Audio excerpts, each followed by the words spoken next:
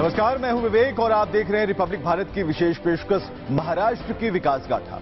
इस विशेष पेशकश में हम आपको दिखाएंगे महाराष्ट्र की वो बड़ी और महत्वपूर्ण खबरें जो सिर्फ न राज्य की दिशा बदल रही हैं बल्कि विकसित भारत के सपने को साकार करने में सहायक भी साबित हो रही हैं। तो चलिए शुरुआत करते हैं उन बड़ी खबरों से जो पिछले हफ्ते सुर्खियों में।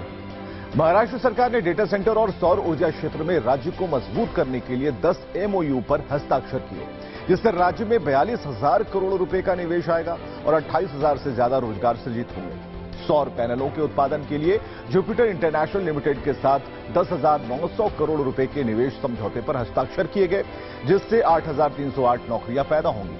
रोचक सिस्टम्स प्राइवेट लिमिटेड ने डाटा सेंटर के लिए 2,508 करोड़ रुपए का समझौता किया और इससे 1,000 नौकरियों का सृजन होगा।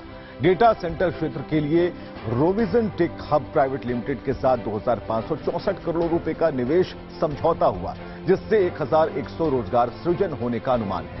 वाव iron and steel private limited के साथ इस्पात उद्योग के लिए 4,300 करोड़ रुपए का अनुबंध किया गया, इससे 1,500 रोजगार सृजन होगा। सरकार के प्रयासों से महाराष्ट्र डेटा सेंटर कैपिटल और सौर ऊर्जा एकीकरण कैपिटल के रूप में उभर रहा है। महाराष्ट्र के मुख्यमंत्री देवेंद्र फडणवीस ने नागपुर में देश के पहले स्मार्ट और इंटेलिजेंट गांव पायलट प्रोजेक्ट सातनवरी का शुभारंभ किया। इस परियोजना की खासियत यह है कि अब तक यहां हमारी विशेष निर्भरता विदेशी तकनीक पर रही है।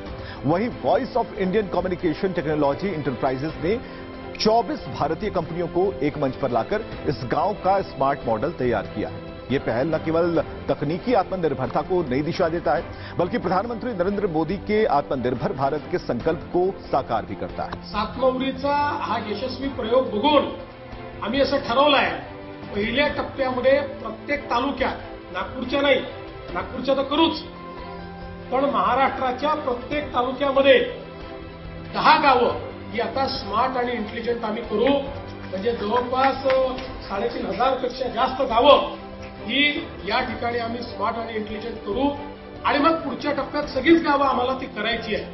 मुख्यमंत्री देवेंद्र फडणवीस ने छत्रपति संभाजीनगर शहर जल आपूर्ति परियोजना के तहत 26 MLD क्षमता वाले जल शोधन संयंत्र और जल आपूर्ति पाइपलाइन का जल पूजन किया।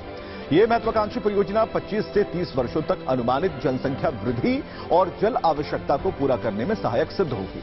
पहले चरण में 26 MLD पानी की आपूर्ति का कार्य पूरा हो चुका है। सरकार छत्रपति संभाजी शहर को आने वाले दिनों में 24x7 यानी कि 24 घंटे और 7 दिन निरंतर जल आपूर्ति भी उपलब्ध कराने की दिशा में तत्परता से कार्य भी कर रही है। पुणे में सावित्रीबाई फुले पुणे विश्वविद्यालय चौक औंध से शिवाजी नगर तक के इंटीग्रेटेड डबल डेकर फ्लाईओवर का उद्घाटन किया गया। यह परियोजना यूनिवर्सिटी चौक और गणेश खिंड रोड जैसे व्यस्त क्षेत्रों में भीड़भाड़ कम करने और ट्रैफिक को कम करने के उद्देश्य से विकसित की गई है। औंध से शिवाजी नगर की तरफ का हिस्सा पहले यातायात के लिए खोल दिया गया है। शिवाजी नगर और औंध की ओर की जो रैंप है वो पूरी तरह से हो चुकी है पूरी, जबकि बाड़ेर और बांसवाड़ की तरफ से रैंप का काम अक्टूबर 2025 तक पूरा हो जाएगा। मुंबई के गोल्डमैन सैक्स के नए कार्यालय का उद्घाटन किया गया। इससे महाराष्ट्र की भूमिका देश के वित्तीय केंद्र के रूप में और भी अधिक मजबूत हुई।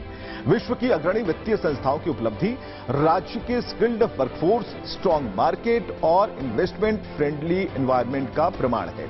उप मुख्यमंत्री अजित पवार ने जलगांव छत्रपति संभाजी मार्ग पर स्थित चिंचोली शिवार में 66.27 एकड़ में बन रहे मेडिकल हब का निरीक्षण किया।